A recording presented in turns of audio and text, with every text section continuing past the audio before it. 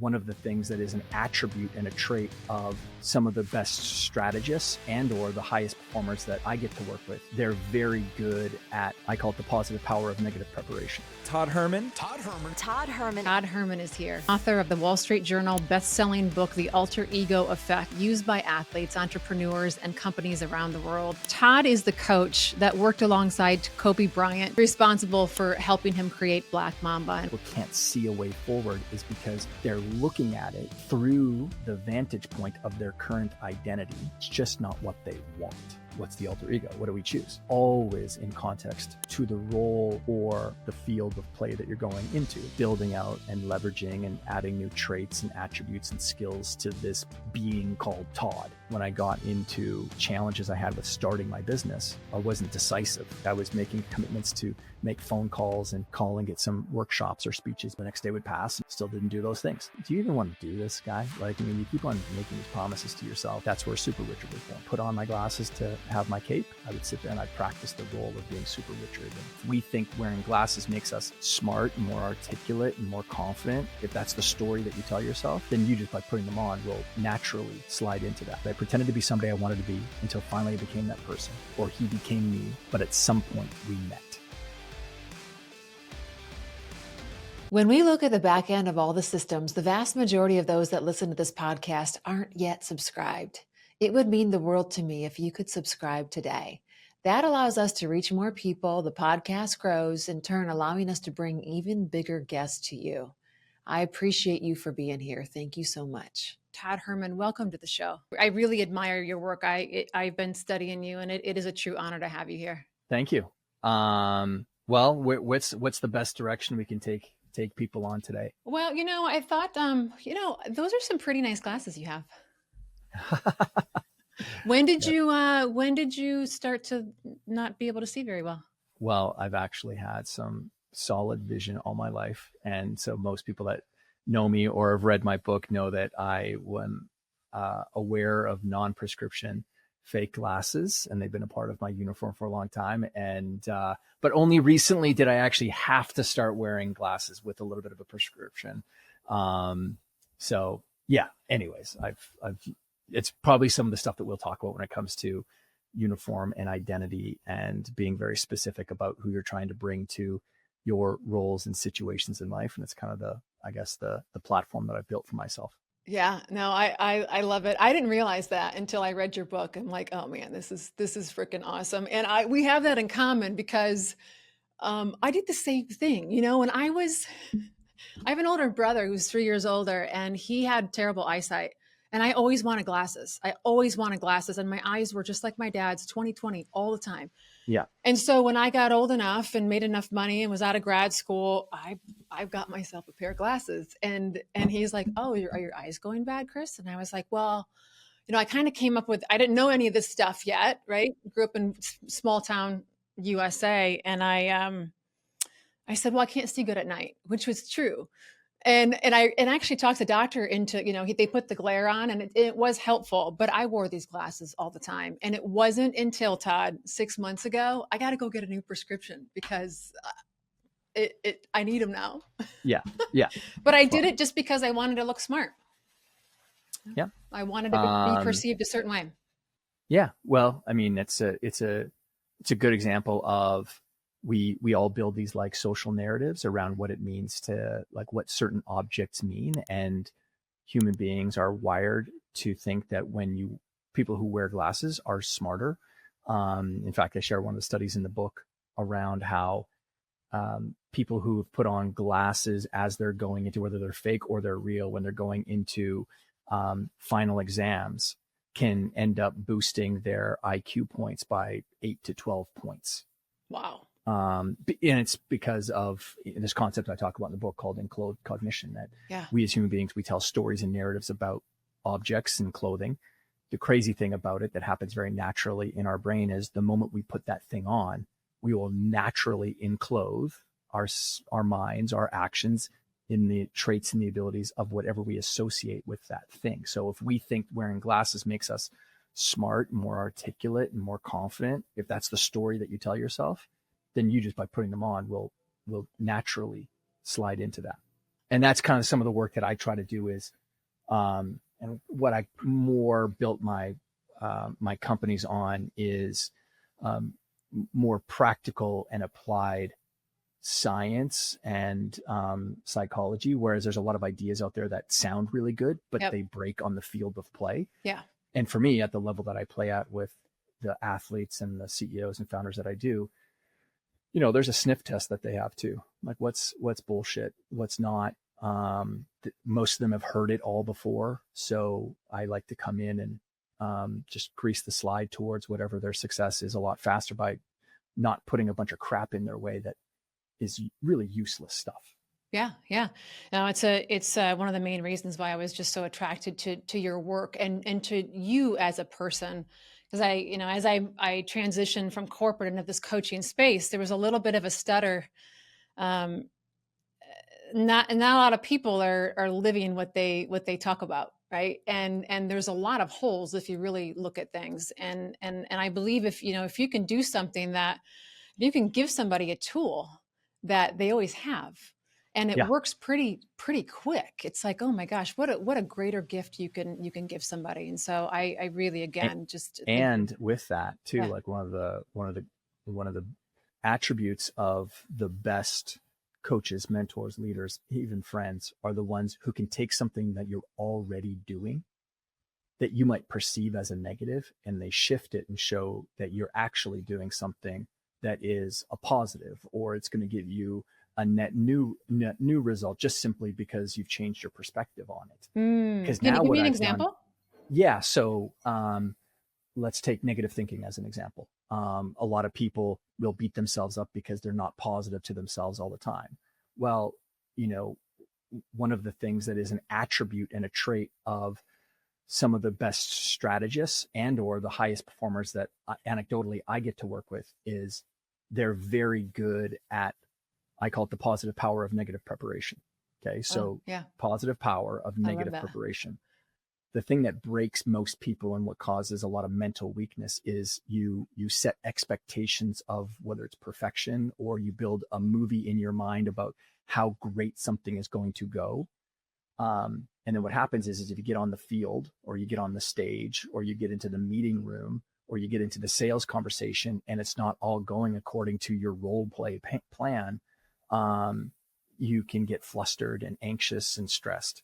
Whereas the positive power of negative preparation is think through all of those negative scenarios and negative situations, and what would I do and what could I do in order to overcome that in the moment. And what you do is, because you're using one of the powers of our brain, precognition, now what happens is when you're placed into that situation, your brain actually has a neural pathway to travel down because you've already built that negative prep in your mind. Warren Buffett, and to take it into the world of finance, Warren Buffett and Charlie Munger talk about that really this pathway of thinking is the hallmarks of some of the best business minds that they've been around as well. To take it practically into the world of sport, when I first started doing this stuff in 1997, so coaching wasn't an industry, mental game work wasn't an industry. There's a handful of people that did mental game, quote, sports psych work at the highest levels of Olympic athletes. So you would have really swimming and skiing were the two that, skiing was the one who really pioneered kind of mental game stuff. So when I got around it, you're just like anyone that's new in a career. You're trying to read as many things as you possibly can, find people to inspire you. But, the internet was pretty new back then. It was a lot more difficult to get access to people or ideas. And so I started consuming books on psychology, and then there was a lot of, like, let's say, pop psychology type things, and it just didn't resonate with me. And I think some of it is because of my upbringing, growing up on a farm and ranch. There's like a practicality there. My parents would always, my dad had a saying called, that dog won't hunt, which is kind of a common saying in the agricultural world, which is just when you come across an idea and it doesn't sound good, smell good to a dog, it's not going to hunt. It's not going to work. So I just paid attention to my best clients, and they would talk about the negative situations in games. I'm like, okay, that's a thing. And so it became one of the tools that I would build with people. How I would do it with a team, though, is let's say we got a hockey team, they're going out there and I'm working with the coaching staff. During a practice, we'd get them to do a scrimmage. So like just a, team play between two sides. And one of them, we would bring a ref out for, or we'd bring the ref out, and the referee was instructed to just call penalties nonstop against one side, just making it so wholly unfair. And predictably, all of the kids on both teams, because these are their teammates as well, would get all pissed off about it and angry and upset, and sticks are slamming and there's screaming going on at the ref. And then you bring them in. So you give them an emotional and visceral experience, because how do you get these ideas across to people? You make it emotional and visceral. And then you bring them into the locker room after, because the great thing is it's not a real game, right? There's no real loss that's happening there. So you bring them into a room and say, hey guys, what do you guys think about that? And they're just spouting off, 13-year-old kids, about how that ref sucked. And we would like, why didn't you guys even step in? So now they're mad at the coaches too.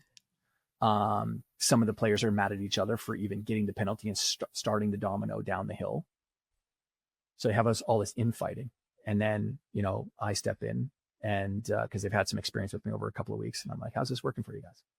Like, you guys, look at you. Look at how emotional you are. Look how easy it is for me, because I just set that up. That referee took my instruction. I said, go out there and go. Look how easy it is for me to pluck your little puppet strings, play with your emotions. How many times do you think in games going forward, is there going to be a chance that a coach is unfair to you? Mm-hmm. A referee is unfair to you? Happens all the time. What are you going to do about it? Because you getting all upset in the game isn't going to change the game. I've never seen in the world of hockey a referee ever take a call away. When they blow the whistle and they make the call is the call. It's just the way. So anyways, it was a good learning lesson. So then now there's a vessel that opens up to talk to them about like anxiety and stress management, breathing strategies. By the way, you can't just breathe in the game. You can't just use the strategy once in a game when you need it. No, you got to practice it beforehand. Just like when you'd want the demand of a strength of your bicep, you can't just all of a sudden want it. You got to do bicep curls, and you got to do it consecutively all the time. So, anyways, that's a practical way of taking something that's about being negative and how you shift someone's perspective. And you go, there's actually a power that you have. Yeah. Now, just like anything in nature, are you being a little bit too toxic with it? Are you doing it too much? Yeah. Wow. That's a great example. Thank you for sharing that. Leading sales team in the disruptive medical device space, we role played all the time. And so you just put words to everything that we were doing. Yeah. And it's crazy because, you could go in, not great. I mean, it's the scenarios you had to be ready for in the OR because it was your responsibility to make it right. Yeah. So, the people that did great under pressure were the ones that ran through every single scenario, every single scenario. But I love what you just said, how you're creating that neural pathway. And I feel, and this is again, why I really honor your work is, that description like that gets people to practice in my mind, because you're like, oh, yes. If I do that, then this is going to happen. I get that now. Yeah. Yeah. It's not just some woo woo or voodoo idea or something like that. It's, you can track it to anything that you do. Let's just say like reps matter, and when you're thinking about your internal mastery, like the master of your own internal game, just continue to do the reps, Now there's more efficient ways to do those reps. An efficient way to do the rep, more so than another way, is, let's say the other way is you're doing the reps, but you're like adding a layer of, why do I need to do it? So there's the energy that's coming with it isn't going to grease the neural pathway slide as fast as if it's like, I can't wait. Like there's a positive anxiousness that's with it. There's an anticipation that I can't wait for this to just become a natural part of the way that I work, the way that I think. And so now that's more efficient than another way where there's angst with it, because you have two people that are doing the exact same thing. One gets a faster result than someone else. One of those factors in the equation is there's a more excited anticipation for it to work. Yeah, it's interesting. The reps are the reps. Yeah, reps are reps. It's just physics. Yeah, but I had that as a question later on for you, but we can talk about it now a little bit. Is, one of my questions was, are there things that you see in people that help them make these transformations faster? Is it pain as a motivator? Is it what you just said? They're full body, full mind buy-in to what this is doing for them. Is it still like variables that we don't 100% know? All of that. Yeah. Absolutely. So, I was talking to a top 10 PGA golfer last year who reached out to me because a friend of his and someone that I kind of knew knows pretty well about the work that I did with Kobe. And he was fascinated with it. So he wanted to get connected to explore possibly working with me. And we were on the phone for about 25 minutes, and I just finally said, I won't use his real name. I'll just say John. I'm like, John, I don't think we're a good fit. And he was like, wait, what do you mean? And I said, you're not coming to me with enough pain. Yeah. You don't want what I have enough. You're interested in it. Like, it's intellectually interesting, but for me to spend time with people, it's not engaging for me. I like it when people come to me with pain. You can go to anyone else to do training with them. And yeah, there's elements of me teaching and training someone new or with these ideas, but I want pain. I really want pain with people. And so that's one of the first things that I look for is that, because it is one of a part of the human condition. It's the thing that drives people to do great things, whether it's someone who's oppressed and they finally have had enough and they lead a movement of people in a completely new direction. So I personally look for pain. That's not the only thing. Sure. Now, if we're only using pain as our key motivator, you're going to get exhausted over time. So there has to be a shift in that attitude and that mindset. Yep. And as a coach or someone who's facilitating that change with someone, you need to be mindful of it, and you need to start to reorientate people to the gain part of life. And that is leading people towards the vision of where they're going. The analogy that is my favorite to use is most people get started because the tiger is chasing them. And then after they clear enough distance away from the tiger, they'll just start to walk because they're looking over their shoulder and it's not there anymore. And they have to reshift their focus towards, no, but where you're going to move towards? Where did this pain that got you moving, where can it take you though? Because you started moving in some direction. So it's not pain anymore then? No. It's not pain. There needs to be a gain motivation that's there, because that will sustain you for a longer period of time. Yeah. Is there a range of time that you see that somebody can leverage that piece of it before there's a risk of burnout? Probably different. No. I have seen people run on, pain and anxiousness for many years. In fact, that's how they would sometimes come to me, is that, and they're a little bit exhausted with it. So the key there, and this goes to the listener, is you may have been running on pain for a really, really, really long time. And you might be getting to the place of being exhausted. And by the way, that's not something that's unique to someone who lives in the world of average. There are people who are extraordinary performers that they hold on to something from their past, and they think that it's the driver of their success. And so they hold on to this really negative narrative for way too long. And I've seen that with, athletes and with leaders for a really long time. And I'm like, that thing isn't the reason why you're successful.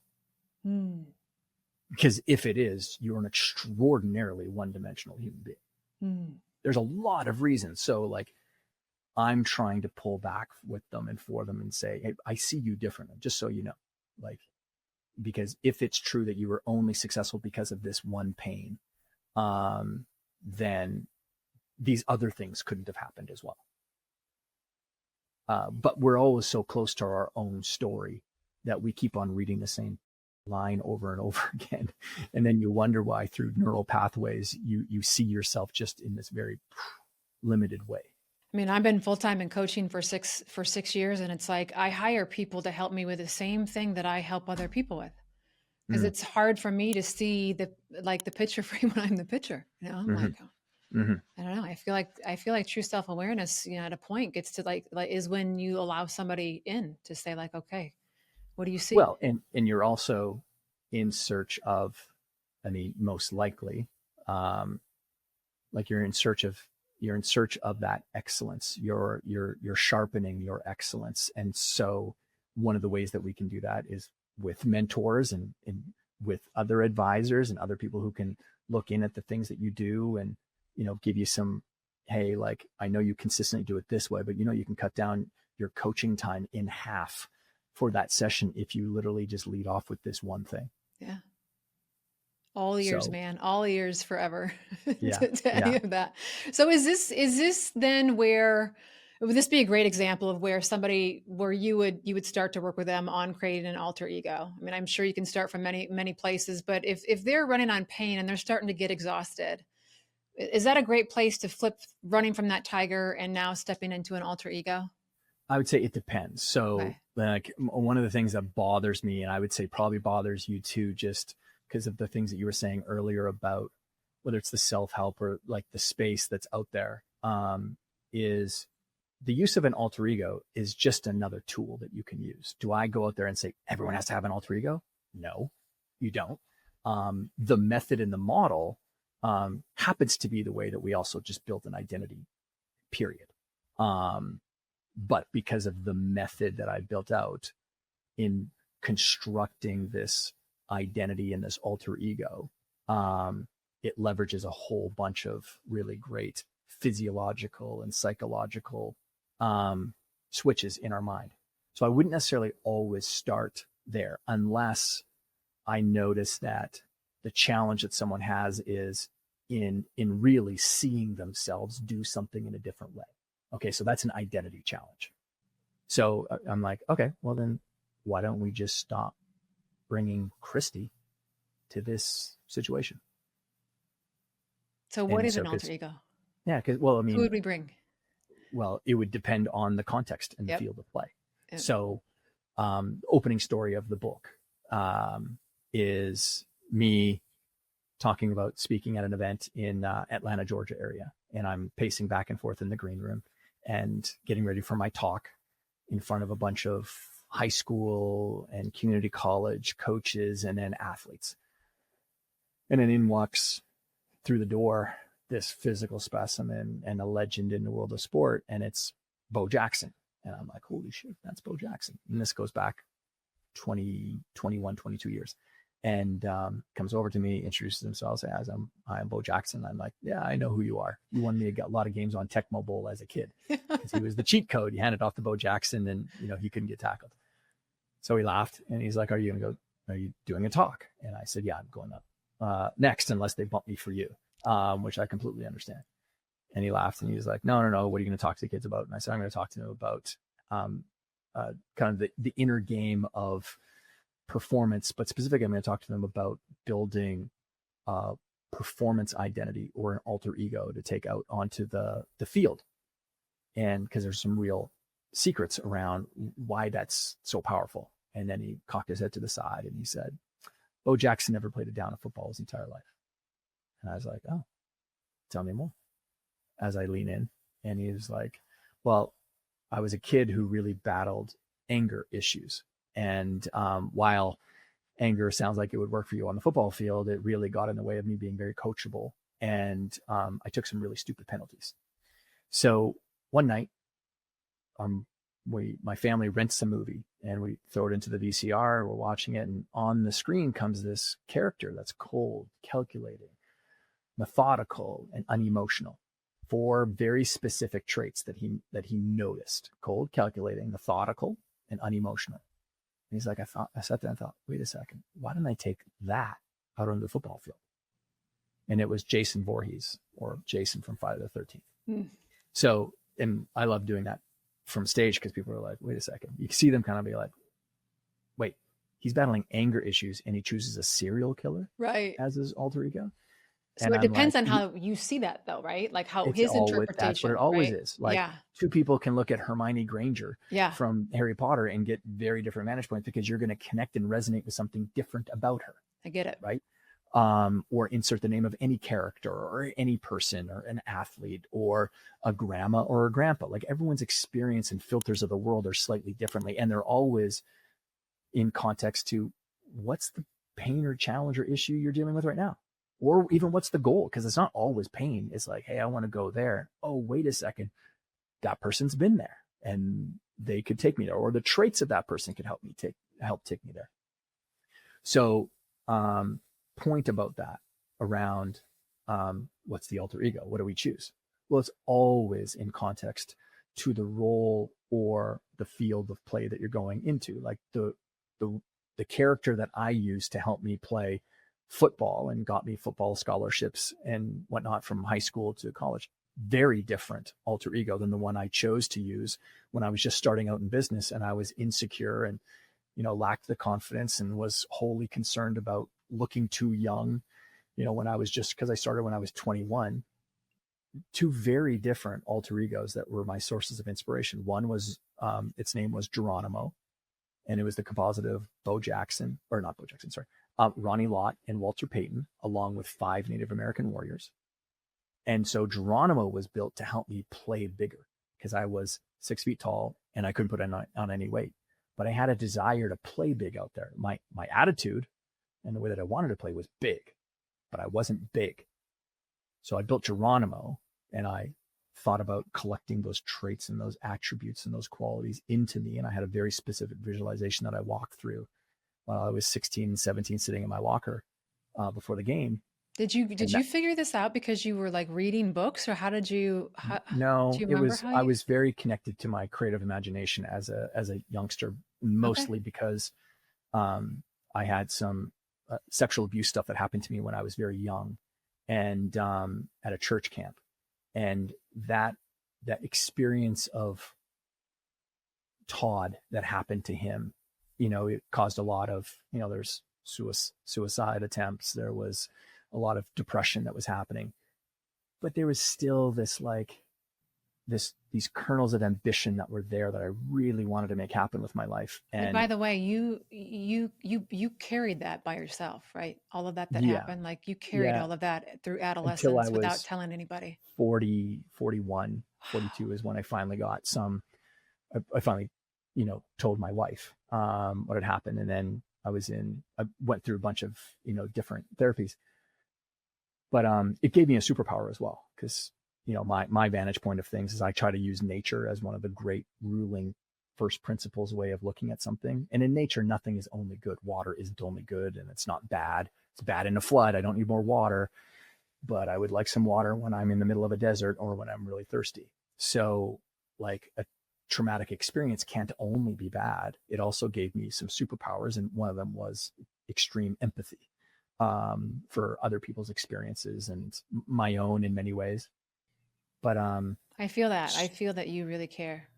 yeah, I mean, I mean, I would have never guessed that I would have gotten into the world that I got into, like of coaching and mentoring and leading and, being able to go on stages and, write books. I'm a dyslexic. Like, I mean, I wanted to write a book, but I never thought that would be possible because I carried this really shitty idea that dyslexics can't write books. And until a friend came along and said, you can get people to help unpack the book for you and with you. So the value of good relationships. But getting back to just Geronimo. So Geronimo was built to be a powerhouse and it helped big time. And then when I got into the challenges I had with starting my business, insecure, was not very articulate, couldn't communicate my ideas very well. And I wasn't decisive in any way. Like I was making commitments to make phone calls and, I'm going to call and get some workshops or speeches booked or something. And, the next day would pass and I would rest my head on my pillow and still didn't do those things. And then that's where Super Richard was born. Super Richard was born out of the desperation of challenging myself. Like, do you even want to do this, guy? Like, I mean, you keep on making these promises to yourself and you're literally dying on the sword every single freaking day. You're not doing it. And then I was like, wait a second. Geronimo. I use Geronimo. Yeah, he isn't built really for this though. And I was like, oh, but I can build someone else. And so Super Richard, who was a composite of Benjamin Franklin, Superman, and Joseph Campbell. All three people were heroes of mine. So I took the traits of the real confidence of Benjamin Franklin. And I knew a lot about him because I read his biography all the time. And I mean, the man reinvented himself over and over and over and over and over again. I mean, he had a crazy number. 7 careers in his lifetime that were world class. By the way, he also, his first real role that he had was that of one of America's greatest writers, Charles Duguid, who was an alter ego that he used to write because his brother, who owned the newspaper in his town in New England, wouldn't let him write because he was too young. So he started a pen name, Charles Duguid, and he became one of the most syndicated writers across America at that time. So, if it's good enough for Benjamin Franklin, it was good enough for me. And then Superman, decisive, man of action, right? Gets into the phone booth, changes up. And then Joseph Campbell, who, wrote The Power of Myth and invented the hero's journey model. And I saw a documentary with him on PBS in 1986 with this guy, Bill Moyers. I was 11. And I just was like fascinated by this man talking about myths and legends. And I was 11 and I understood him. It just landed with me. I'm like, how could I communicate like him someday?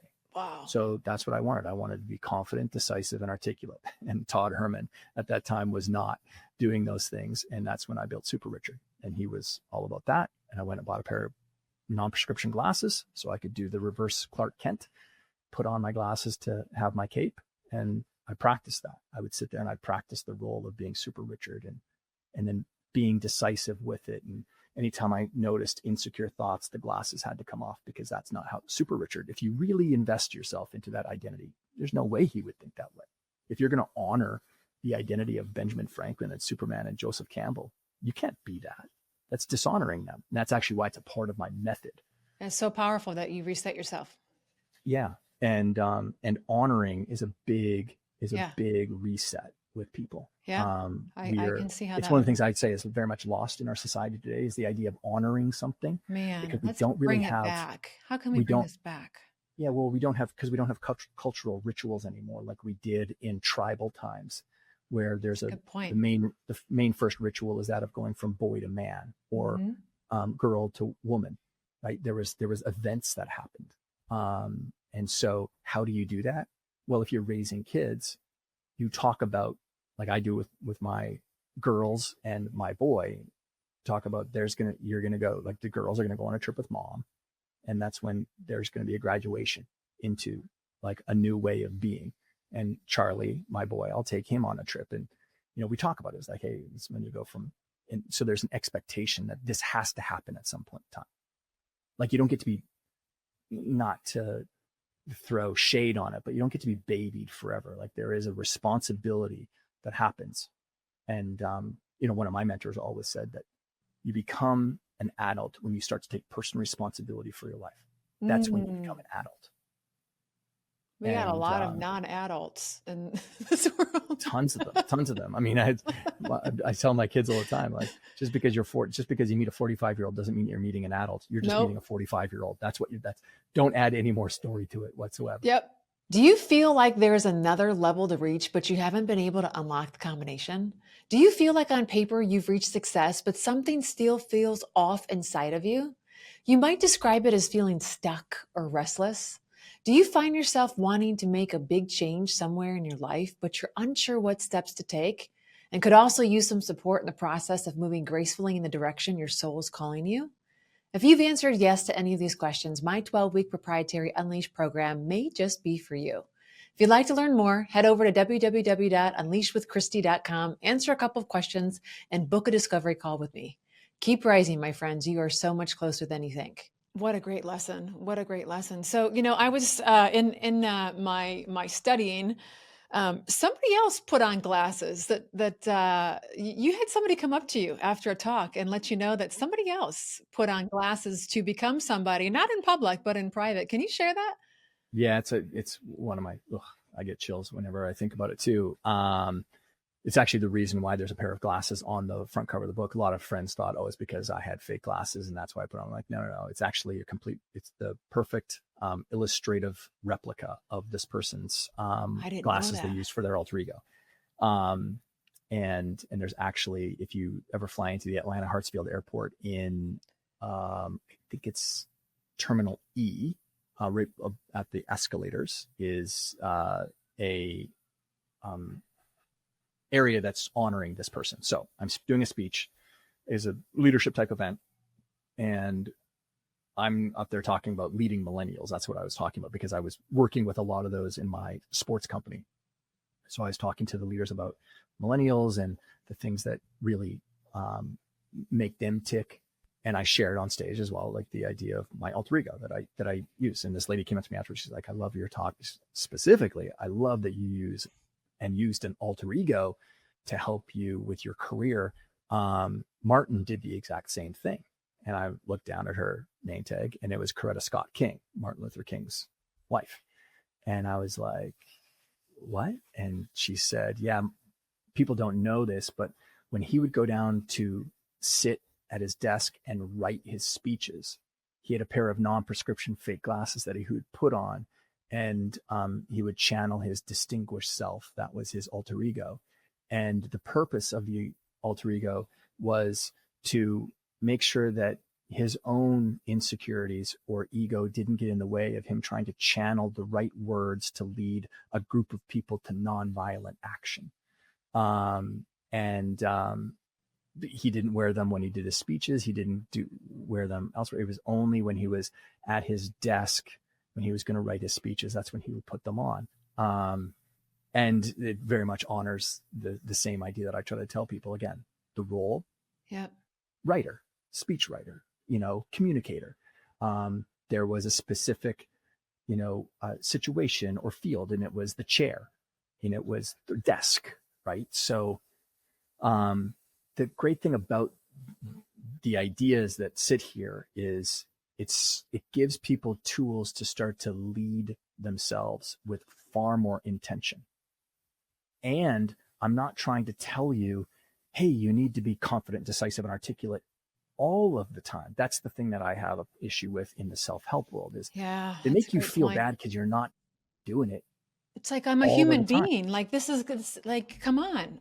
Yeah, no, we can be intentional with the switch. Yes. And we can flick it in the areas that are really, really important. And then the great thing is you do this once, you build out one really strong identity. Yeah. Well, the difficulty of building the second one, not as hard. The third one. So, people ask me, like, how many alter egos do you have? And I, say, well, that's up to me. But I have 3 very intentional ones that I'm building out and leveraging and adding new traits and attributes and skills to this being called Todd. But I'm not married to this idea of who I think I am right now. I'm constantly evolving, which is what we do. That's exactly what happens in nature, right? So, who I'll hopefully, well, not hopefully, because I don't really believe in hopefully, but 10 years from now, I should 100% be a very, very, very different version of me than what I am now. Yeah, I love that. Oh my gosh, so much wisdom in there. So, there's something that you say that I would love for you to talk a little bit about. And you talk about the trapped self versus the hero self, the heroic self. Can you explain what you mean by the trapped self and the heroic self? So when I was writing the book, one of the things, because of my dyslexia, I think in pictures in my own head. And so I'm always looking for a way of organizing an idea into a model or a shape. And so in chapter 3 of the book, I talk about this extraordinary world and this ordinary world, and how an ordinary world can feel ordinary for someone because most of the reasons why someone might be behaving the way that they're behaving or taking the actions that they're taking or the goals that they're pursuing is from an outside in perspective. Their motivation is because they're trying to appease someone else, do it for someone else.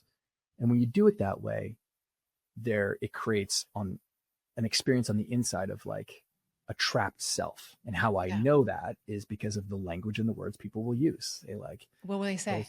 they'll use words like, trapped. I feel Mm. stuck.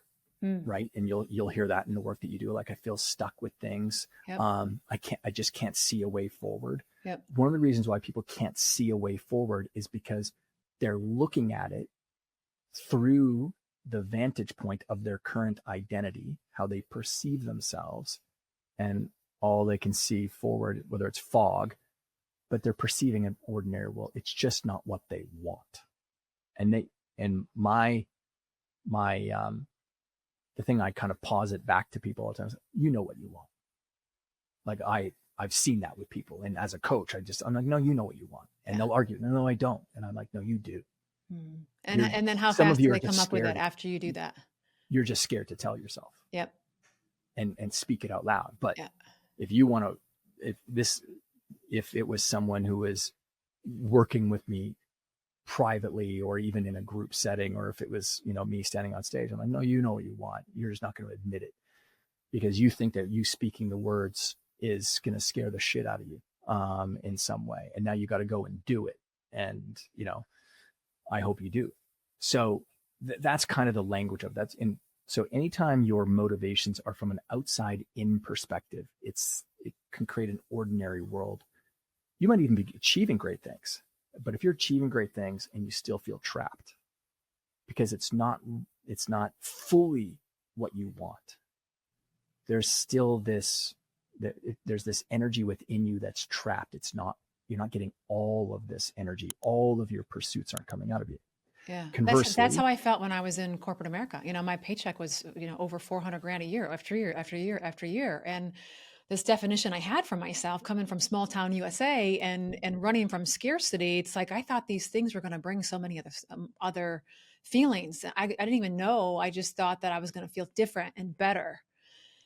And then it was like, man, I was restless. That was the word that I was like, man, no matter what, this just still does not feel right.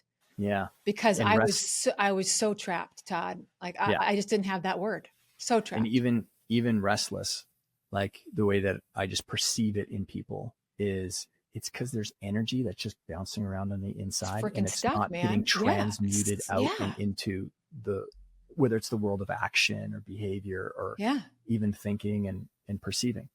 So the heroic self. So if you think of like the core of Earth, that's where these two worlds, they're separated at the very core, this center circle. And there's a trapped self that you could act through, which is largely influenced by the outside coming in. The heroic self is largely motivated by the inside going out. It's like, here's what I want. Here's the way that I want to go about it. And it's not that the experience won't have challenges and enemies or villains show up or whatever. It's all going to happen no matter which world you live in. Mm-hmm. But the resiliency that you have when you're acting through this heroic sense of self is just far different. There's a resonance to someone. And I've had the luck of being around people who operate that way. And the thing that's there is at the core of what all of us are, there's no central you. There's not an authentic self that's there. It's energy. Energy in human beings gets transmuted through traits and qualities and attributes. So just with some creative dumb luck, I stumbled on it very young. Going back to say that of being Super Richard, I wanted to be more confident, decisive, and articulate. Those are all qualities. And then I used the source of inspiration of three people that I knew and I had an attraction to, and I had they were just heroes of mine. And when you think about how our brains work, 70% of our brain is dedicated to the visual cortex. I'm just leveraging the way that our brain works. I have a picture in my mind of someone and something I'm moving toward. It's not a best self. It's not even a heroic self or an authentic self. No. I'm using other people as a source of inspiration so that I can bring out of me the traits and the qualities that I want. And the great thing is anyone who's been listening to this podcast has already done this. This isn't because we did it as a kids. Supernatural for us. It's nothing that's foreign. Everyone knows this idea. I just have a more fully fleshed out method to, intentionally go about doing it. Yeah. Would you say the heroic self is more aligned? Oh, 100%. Yeah. Because it's aligned with truly the way that you want to be showing up into the world. Like, I don't want to be showing up scared. I don't want to be showing up timid. I don't want to be showing up in a way that I'm not pursuing the thing that I most want to do. And whether it leads to successes or failures, there's nothing that's guaranteed with it. Mm-hmm. Right. Because there's a lot of us who start businesses. But it's almost as if it doesn't matter because I find now, because you're aligned. I mean, of course it matters, but not differently than when you're out of alignment. That's why it's a completely different world. It really is. And, for me, like being stuck and being trapped, like one example of many of corporate America was it violated my core values. Well, I didn't even know it was a thing. Right. Like, so it's easy now, 6 years in reverse, to be able to play the movie back and put methodologies and put words to it. I didn't have any words. I was just like, I don't know. I don't know. I just don't feel right. This just feels off. Right. But over on this other side, it's like, well, I mean, all of that energy too, I feel like it's not stuck, so it can be used towards those hard things. And so, but what caused the boldness and for you? Pain. Yeah, it was. It was total pain. And I'll tell you that, so my entry point into personal development was Tony Robbins. Mm-hmm. And what I kind of found was when I heard him say success without fulfillment was the ultimate failure, and being a very low confident person growing up, always had my feelings hurt, always picked on for being way too sensitive. Well, my sensitivity is my superpower. I just didn't realize, sometimes I would shut down as a child because I was sensing things and I didn't know what it was, but that looked like the pouting Kristy. Right. And so like I kind of took on, so for the longest time, I wouldn't act on how I felt. It was like, if somebody else could put words to it and I respected that person, I'm like, oh, so when Tony Robbins put words to the way I was feeling, sure. Now all of a sudden I'm like, oh, he just validated this. Right. And I thought, and then I took out a piece of paper and wrote down all the things that made me feel fulfilled. By the way, MBA, pre-med, I'm Googling under the table. I didn't even know what fulfillment meant. I'm like, what the hell? So I get my list and I see that I'm never going to reach fulfillment on this path I'm on. Like, it was like this. But the thing that I found, Todd, was I took a vacation, and the same Kristy showed up going like, oh, you can get better. Oh, you got these platinum handcuffs. Oh, right. So for me, what I found was there was like this bursting moment, and I could have jumped, but I didn't. I took a vacation and I relieved the pressure a little bit. And then it's like, it kind of had to start all over again. And it wasn't until I got to that point again where I was on the edge and I'm like, all right, I don't know any other way to solve this. Yeah. And so even with that, so that experience, those things, this is what's going to make you valuable as a coach to other people, is because you're going to recognize the occasional avoidance of someone going, you know what, I think I'm just burnt out. I think, and you're like, and sometimes that can be true. But other times it's like, no, this is where you lean in. Like, this is an incredible, chrysalis, or it's an incredible metamorphosis opportunity for you by leaning into this. If you avoid it, you're going to be mad at yourself later.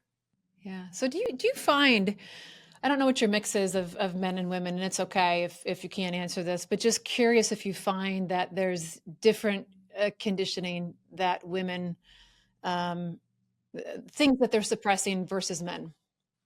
Like, does the trap version of a woman look a little differently than the trap version of a man, or is it all depend? For sure. Yeah. One's not better or worse. I mean, that's one of the, I would say, pervasive narratives of the time. I think we're probably coming out of that time where there's been a lot of woe is me about the female side of the equation in the last decade, whether it's in culture or society. And there's been a denial of how challenging it can be on the male side as well. My clientele sits about 60-40 right now. It's 60% men, 40% female. my normal readership is actually higher female than male. I understand that. I understand why. And so, but going back to how they're built, one of the things that is a key differentiator between men and women. Men are very much more goal directed. One of the things that causes then is men can have there's inflated ego. There's all sorts of things that are there. So they'll shoot at a bigger goal. They will. It's just a natural response is males will shoot at a bigger goal than a female would. These are generalizations, but generalizations are there for a reason. They will shoot at a bigger goal, but they will typically not put the legs underneath the goal, meaning they won't put process and steps in place to achieve the thing. Whereas a female is far better at task orientation and putting all the process in place, but sometimes it's a bunch of activity that isn't aligned to like a bigger goal. And so they can end up doing a lot of things, being very busy, but it doesn't really get them to the thing that they really want to get to. So there's a funny polarity between the two, one far more goal directed, one very task directed. That's why when you get these groups into the same and they work in alignment with each other, boy, is it ever like powerful groups. So men have a tendency to have a very unsuccessful rate of achievement with their goals because they choose really big goals and then they don't hit them. And over time, that will rot away at their sense of efficacy, their sense of their ability to make things happen. Okay. So confidence in some ways. Yeah. Women, conversely, will have an avoidance of setting big goals for themselves because they actually don't have a great track record of even setting goals. So there's a sort of a psychological safety that happens in not doing it. So, when I think about working with men, just knowing that these things are there, if they're an engineering type, if they're a man that's an engineer, they're not going to have a terrible track record on goal setting because they already have process orientation in their brain. So what I'll do is I'll bring them down to earth constantly. No, put your feet on the ground. How are we going to make this happen? And sometimes they'll resist. It's like, no, I'm a visionary person. And I'm like, you think that you are. But at the end of the day, if you want to be a powerful leader, it doesn't hurt to know how some of this shit might actually work. Yeah. Okay. And by the way, can you give me an example of your track record? Because again, like I'm a challenger. I'm going to push back constantly. I'm like, no, prove it to me. Prove to me that you've got an incredible track record of success around the achievement of your goals. Because by the way, that might work for you. But if you think that you're going to be a great leader of other people, you better give them a track record of success. Because if you only lead people to failed goals, those people aren't built like you because they're not the entrepreneurial risk-taking type. And they will not be able to handle the track record of failure towards goals because it will be an indictment on their roles. Okay. So that's what you do. And then so for the female, it's like constantly stretching them up. I don't know. I don't think what's the goal? Why are you doing this? Where's this leading you towards? What's the goal? And so a framework to give people is one of the things that I'm famous for is a good, better, best system. So think of like the center of a target. That's your best goal. You should really only achieve your best goal maybe 20% of the time. It should be largely unachievable. There's a lot of things that have to go right for you to achieve that thing. Then so that's the center target. That's the red. Then there's the white around it. That's the better goal. And the better goal is one where if you achieve it, like you're ecstatic, like a couple of things had to go your way in order for the better goal to happen. And then there's the good goal. Good goal is progress happened. You're happy that you achieved that goal. So men, they target at the bullseye constantly. Best goals, best goals, best goals, failure rate super high. Women will target the outer ring, good goals. Maybe not even setting good goals. And so now it's to put a forcing function of better and best on them. So that's one of the really key distinctions between the two groups. Why do they happen that way? Tons of reasons: cultural stuff, social stuff, role-based stuff that happens. My job isn't to unwind society. My job is to drag one person up a mountaintop and slam them on the top of it and say, look at what we just did. Yeah. I love that. You know, that another thought just popped into my head. So, you know, this alter ego, being able to tap into that and create an alter ego, does it work regardless of what's happened in your past trauma? I know you've had trauma. It sounds like you've created like no matter what, can this thing go into effect? Well, the way that I try to get it across to people is the people that I come across, they don't have the luxury of going and putting themselves on the sideline and laying on a couch for the next 2.5 to 3 years and getting themselves perfect, which by the way, will never happen. Yeah. And so they still need to perform. There isn't a situation and a circumstance that I haven't personally been involved in, and or the thousands and thousands of people who have reached back out to us after reading the Alter Ego Fuck book with no coaching from Todd whatsoever. It's just the method is in the book, and not given me like an array of different circumstances. I'll give you one of my favorite ones. A lady my book hadn't even come out yet, but on the launch day of my book on February 4th, 2019, I had up until that point had 126 podcasts that I had been on in the last month. And then even on the day of the launch, about 80 more. I did 219 podcast interviews in the 6 weeks leading up. There was some days where I was doing 12 podcasts. You did 12 podcasts a day? A day. Oh my God. Yeah. Most I did in one day was 16. So you can work out the hours in your head and all the time zones that I was up, but whatever. I mean, you're on a mission. So anyway, lady had listened to a few podcasts, put it together herself, about the method. She had an 8-year-old son who's autistic and, had troubles with, so non-communicative, autistic. But his favorite show and character was Spider-Man.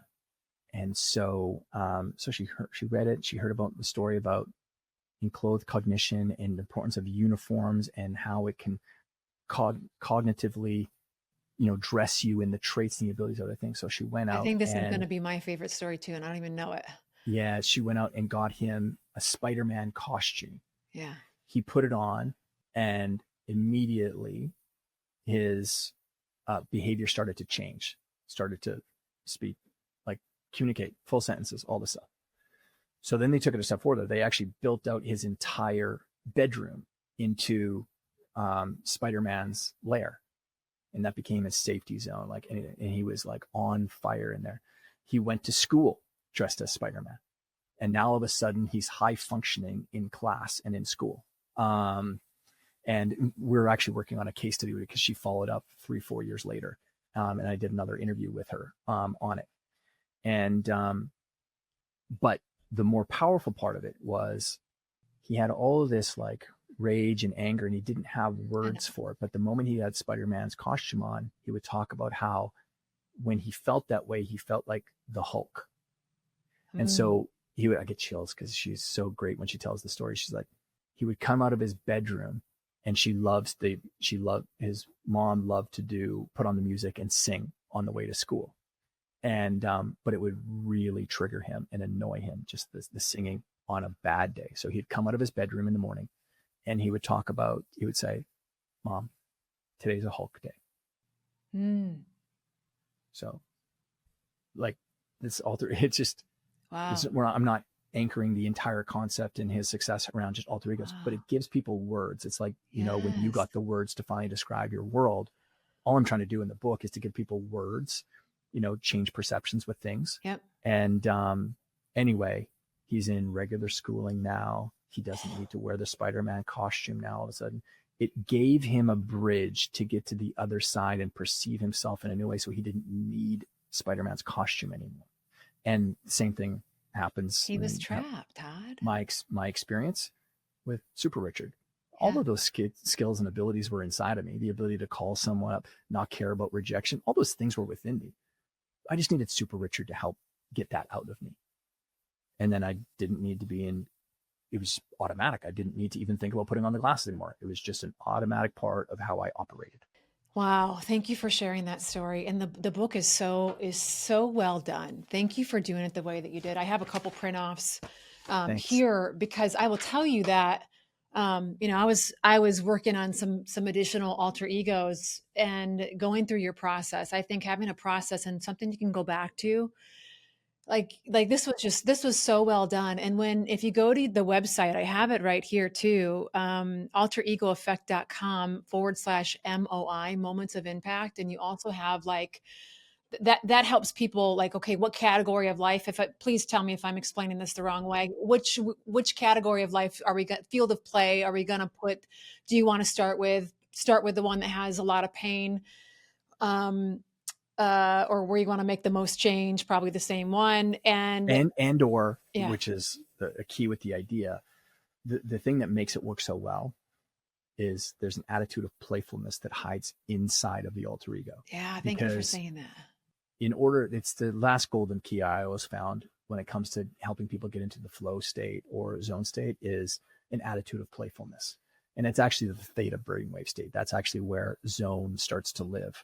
And if you're taking yourself way too seriously, is that why kids do this all the time? This is why kids do it. In fact, from the ages of 6 months to 7.5 years of age, when you do brain scans on the electrical signals of the brain of kids, they're actually operating in the theta brainwave state consistently. All right, I get it. Now, physiologically and just developmentally, why do we need to do that?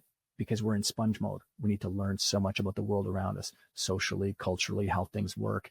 We need to learn about just our physical self, how to pedal a bike, how to run, how to walk, how to eat and use utensils and stuff. People forget that. And so we need that sponge, and that's the theta state. And so that's where playfulness sits. That's why they're in play all the time. That's why you've got to yell at them 17 times to come to dinner, because they're zoned out. It's not because they want to ignore you. They're just in zone and flow.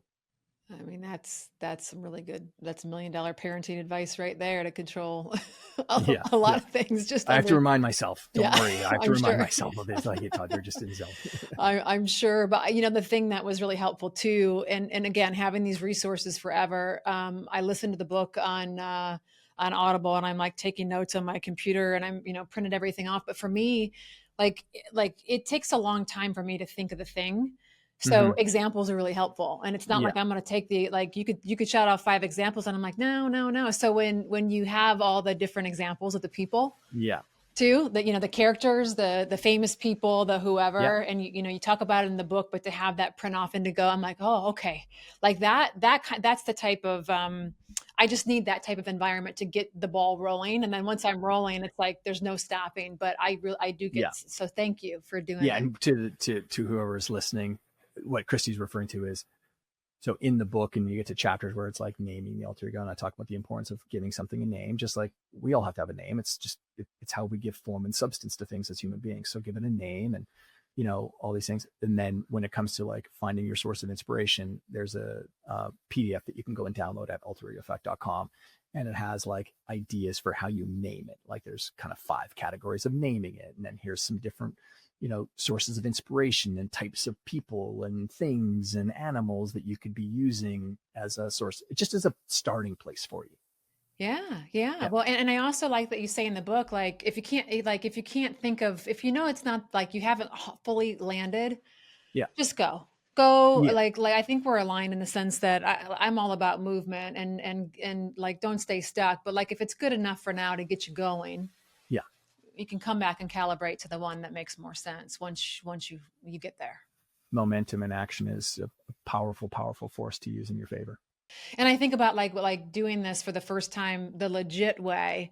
I think back to like, I've done this before. Like when I was doing the Tony Robbins stuff, I recognized how much I was in that masculine, so I was managing very high powered, very successful men. My teams were all men. I'm in male dominated. But all of that was there from childhood. And once I recognized it, I was like, oh shit, man, I got to like convert to the feminine. How the hell am I going to do this? And like sexy salsa dancer popped into my head, and I still don't know how to dance, and I don't know how to dance salsa. And I didn't probably do the exercise right. Maybe I did, now that I say that out loud. Because for me, if I'd walk in the door and I'd go put on a long flowy dress, for me, I was a sexy salsa dancer, and it just happened. It would just happen. And, but I do appreciate how much thought and effort you've put in. This is all science back, that when you're trying to figure this out for the first time, you're asking questions. Well, here You're walking them through the process. I'll say something about the science backed. Yeah. I built a large part of the Peak Athlete off of, I was the first person to bring neuroscience into the world of sports performance. So it's very much psychologically driven. So I hired 2 neuroscience guys from the Ivy League to come in and say like, hey, here's some things that I'm finding. Can you tell me why, from like a neurological standpoint, it might be working? And so there was this great kind of figure 8 of feedback, and they were like, oh, that's really fascinating. And then they would kind of look into things, and because I wanted to find a way to explain it. But here's what I also know: for as much as I want to index towards science, really life is about 2 circles, science and art. And alter ego is a good example of, there's 100%, there's like some scientific reasons why this thing works. And I try to explain as much of that stuff in the books.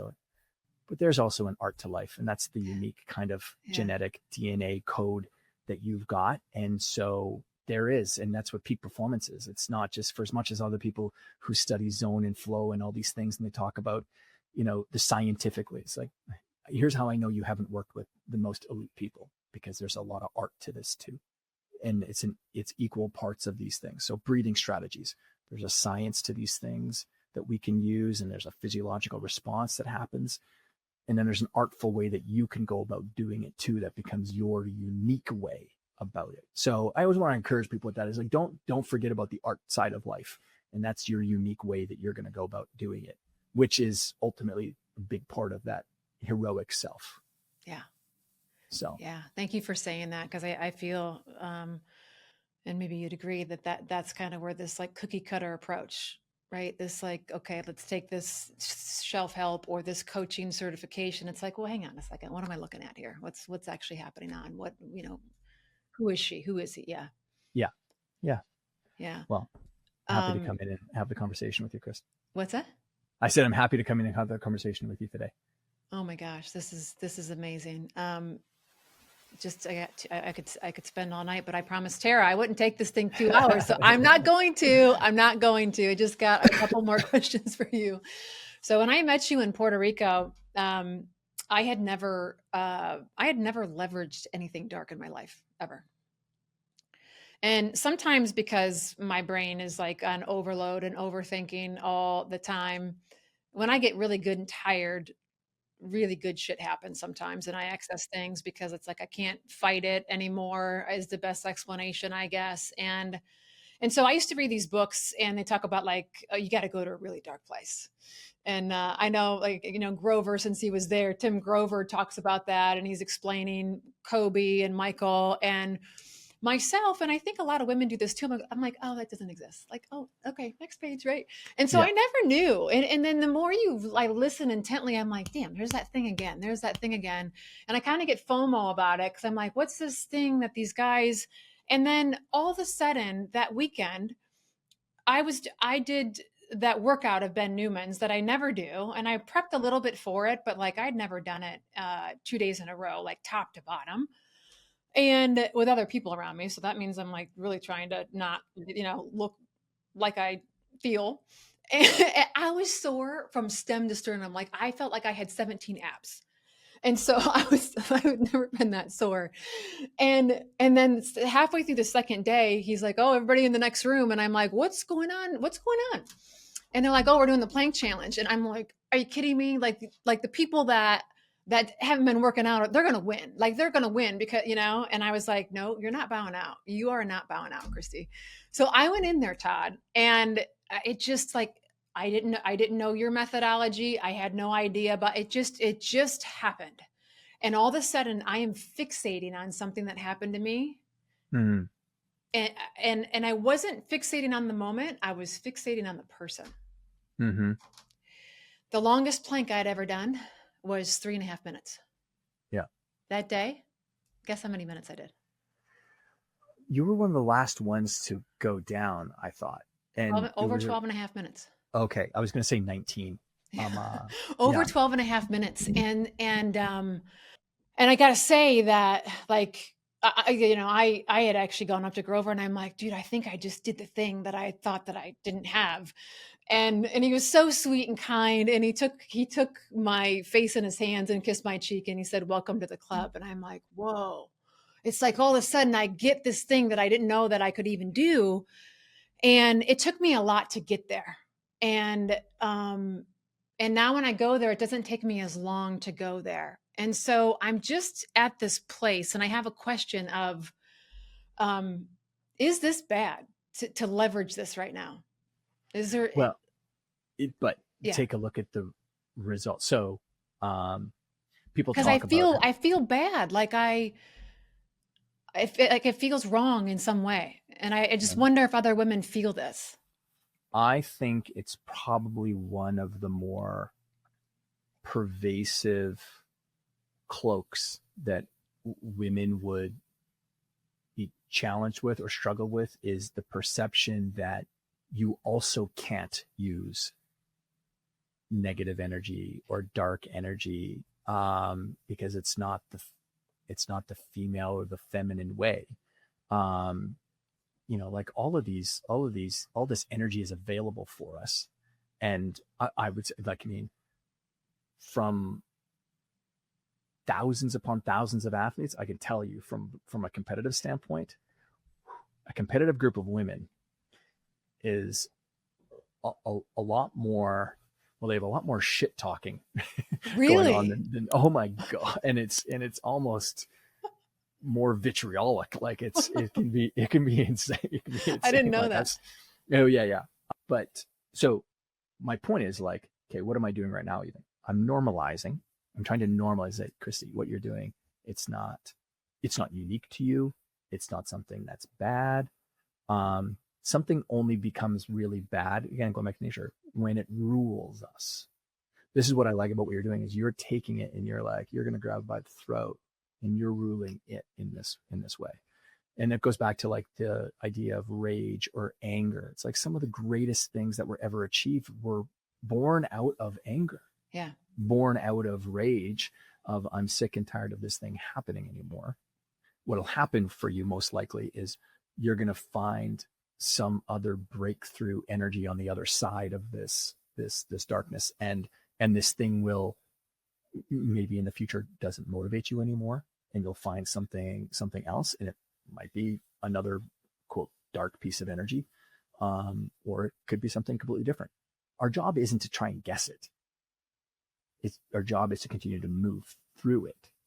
And there was something, I think, one of the most important things that we can ever do for other people. And I hope if there's anything that people get out of this conversation that have stuck around and listened today, is if I have helped someone trust themselves more.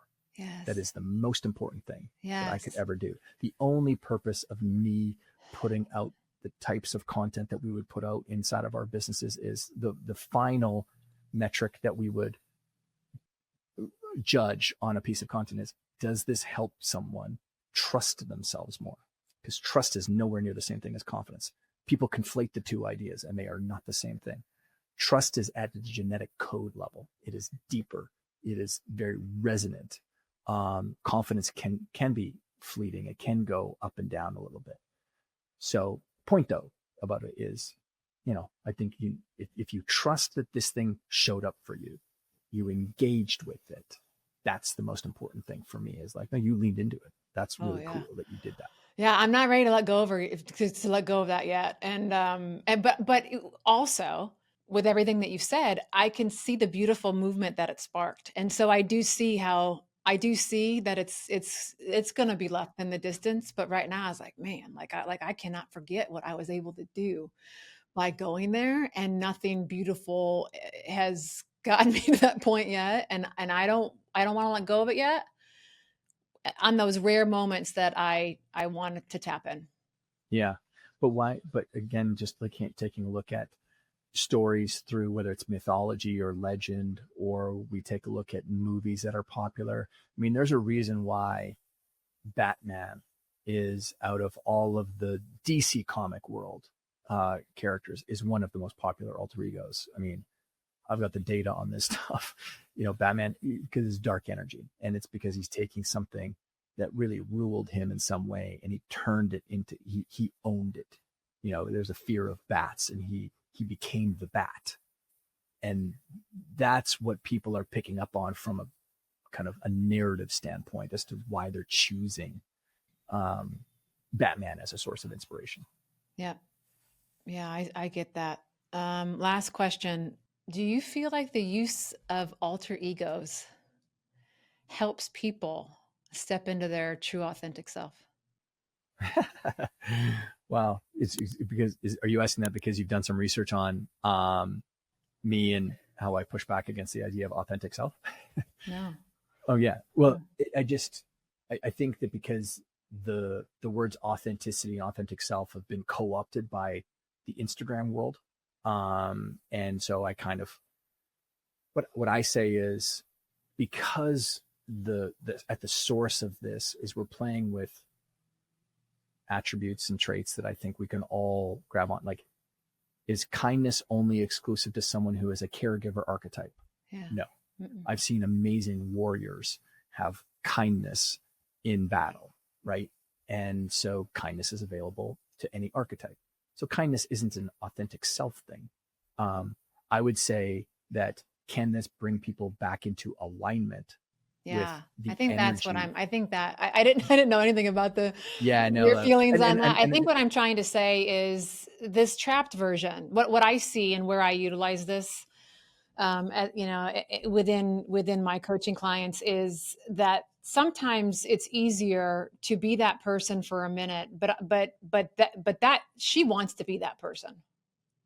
Right. So to take on that persona for a second allows them to go into motion over there. And then somehow I see this carryover, and now they can become that, which it was always there. It was always there. Is this making sense? Absolutely. When I'm explaining it? It's what I was saying before. But so Cary Grant shared this at the end of his career. He's a Hollywood golden era actor and known as being very debonair and charismatic. He grew up on the wrong side of the quote tracks in Bristol, England, to a single mother, and kind of the slums. But he had a vision of what he wanted to do with his life, and he eventually got himself to London, into acting, and then over to Hollywood. And then he changed his name. Cary Grant's not his given name.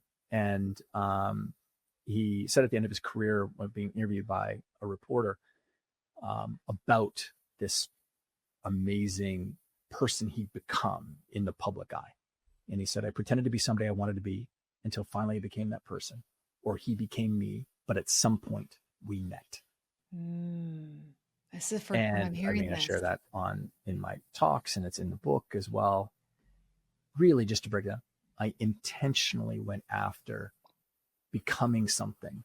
And at first it was, it started with an idea, but with that repetition, eventually it just became the way that I show up. It's how I see myself. And he was someone who battled with depression issues throughout his career and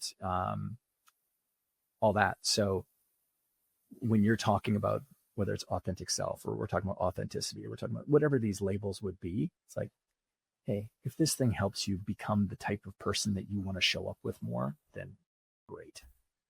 Right? Like, I mean, it's not, I'm not dealing in rocket science here. Yeah. But it's helpful. Sometimes good people are out there struggling to do the thing that they want to do. Yeah. This is a game-changing tool, because I don't want people to go to the end of the life with all these regrets. And sometimes just, getting into movement. So in closing, which one is the alter ego? Well, most people think that the alter ego is Clark Kent or Superman. Between the two of them, is that the one you're asking about, between Superman and Clark Kent? Yeah, but I think we can say this about all of ourselves too, right? Yeah. So which one? So in the book I talk about how, when I stand on stage and I say, who's the alter ego, Superman or Clark Kent? And people go, Superman, because they think superheroes. No, Superman. Khalil is the real Superman.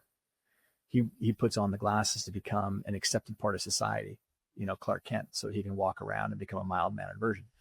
And so I'm like, I just think that that's interesting, because I think most people are walking around as an alter ego, and they're denying the real Superman or Superwoman within. So then now the purpose of the alter ego that they're going to go and create is to actually bring out the real energy that's within them. Yeah. So it's a funny little dichotomy that's there. And it's a fun process to just be a part of. I've, with whether it's Instagram DMs that people know, like I've had the book is kind of viral in a few different categories or markets. Real estate is a very big one. Finance is a big one.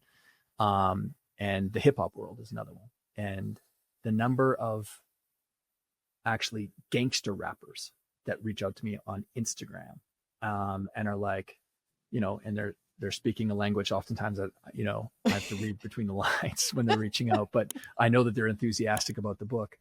And they're like, this book just gave me about 15 years of therapy. I thought that I was doing something wrong by going and building out this, avatar that I've built my gangster rap career on, but really it was a mask that I was using to help me become creative. And now I'm thinking about the next invention of myself of, I don't need to speak these words anymore. This is one guy in particular. He's out of New Orleans.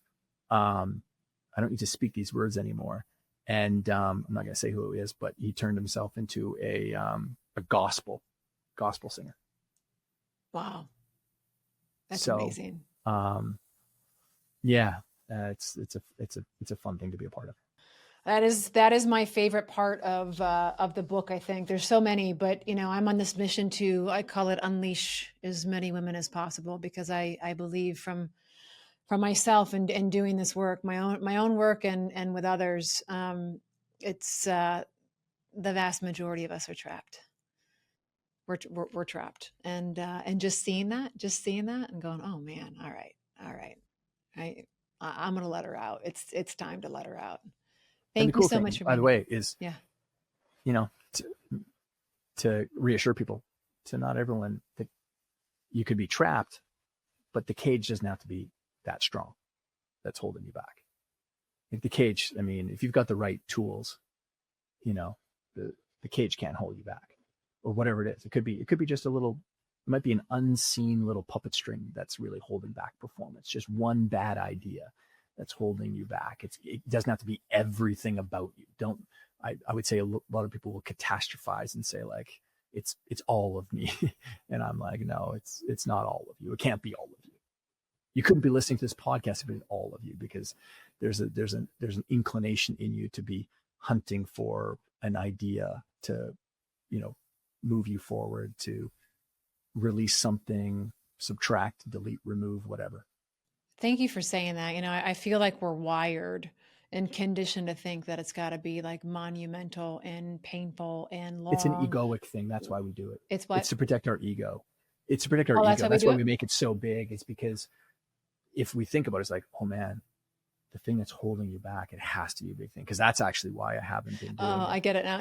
That's why we'll do it. Yeah.